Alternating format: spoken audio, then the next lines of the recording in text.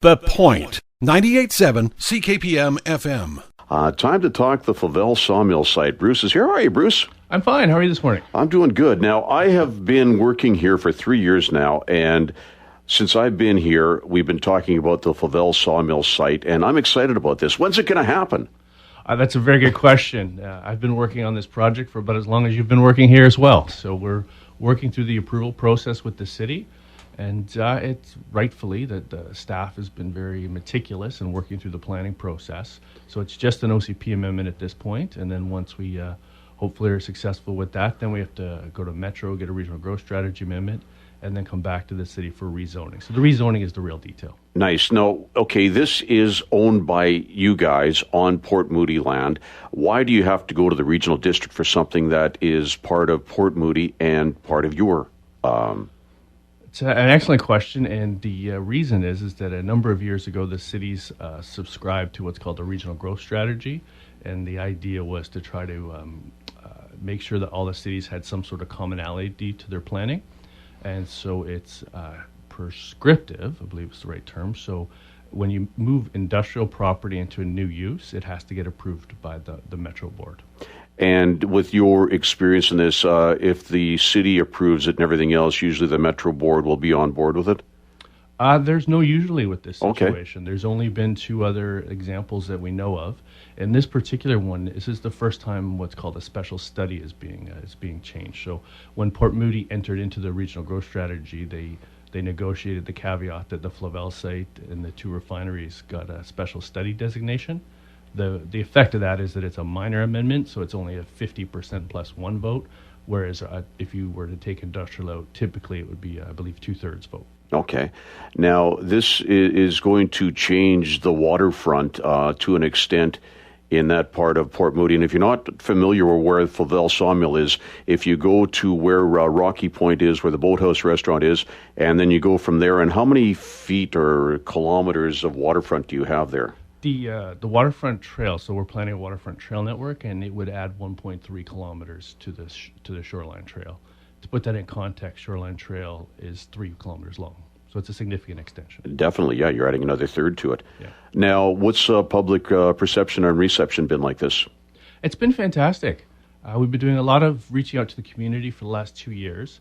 And one of the things that people have really enjoyed is we've done site tours on the weekends, walk people around the property. And the biggest takeaway from that is it gives people a context of how large the site is, that it's the buildable square footage of roughly Newport and Sutterbrook combined. And so it gives people, when I tell them it's going to take 2 hours to walk the property, they don't believe me, and then it takes 2 hours. I also talk a lot. Well, no, that's interesting. And speaking of these tours, you guys do this quite often, and it's something that I just learned about last week. Yeah, we were very busy last year, and so I think only 5 times it didn't rain, so we got good and wet. But we've had to cancel the last few because of the snow. It's an active industrial site. You have to be very spatially aware.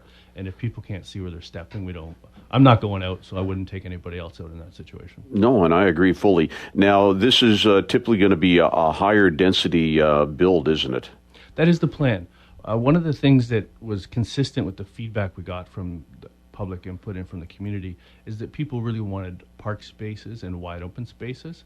So in order to do that, you have to go with smaller pockets of building, but it's more dense. Nice. So we planned roughly 100 feet between buildings, large setbacks along all of the edges. So that the main park is on the north side, so it's an oceanfront park to open that space up to everybody.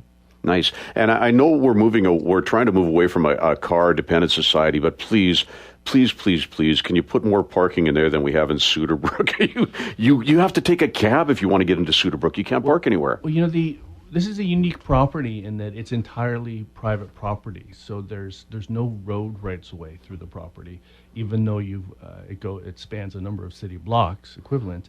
So it creates a real opportunity to put an amazing amount of underground parking at one level. Anything that effectively doesn't have a road on it, and technically you could put parking under a road, but it's not always wise because you got to put services. So we could put a lot of parking underneath there. Good. That'll help a whole bunch. Yeah. And now this is exciting. So we've still got approvals to go through before you guys and girls start building anything. And then you've got open houses and information sessions coming up. The city's hosting an open house on January 26th, so on the Thursday between 6 and 9 at the City Hall in the Galleria.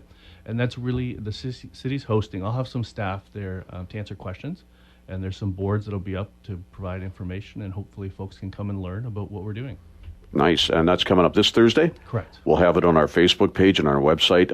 Now, with all this positive vibe and the excitement behind it, have you come across any naysayers, people that are mad about any of this? Well, there's people that say no to everything. Yes. And anything, so of course.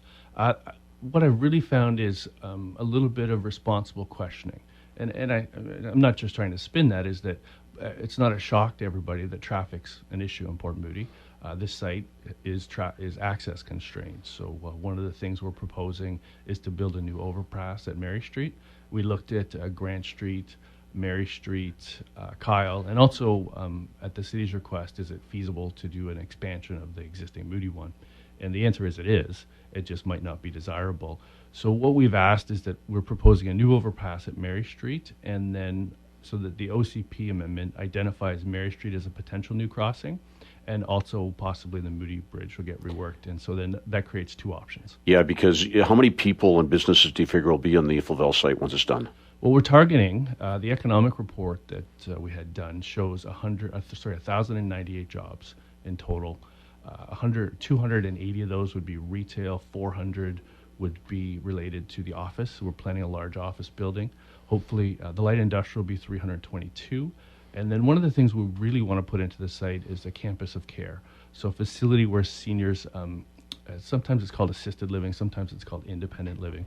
If you ask the people that live there, they'll say they're independent. If you ask the people who work there, they'll say it's assisted.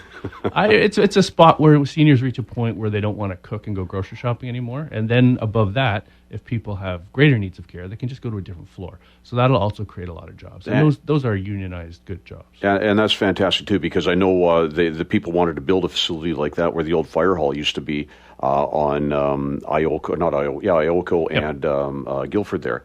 So that'll be nice to have that in there. And it also, instead of being stuck out in the middle of some suburban place, you've got the waterfront for these people to walk and everything else. Precisely. So the idea is that if they want to go to the grocery store and pick up some fruit, or go to the drugstore, or have a little bit of independence, and quite frankly, keep your pride as you're going through these stages of life. That is so important, because the seniors, I don't call them seniors, are going to hit you with your cane, but the people that have lived a life and given so much to society deserve that respect. Absolutely. And I think that that's something there is facilities in Port Moody, they're at capacity. There's the analysis. We've been working with different companies that are in that business, and the analysis came back that if you opened up an independent care or retirement scenario today, it would be full. Wow. And they're not quite clear if a second would be full, but as we're doing a phased project over a number of years, I suspect that the Port Moody will probably have 3 in total. There's demand there. Excellent. Bruce from the Flavelle Sawmill site.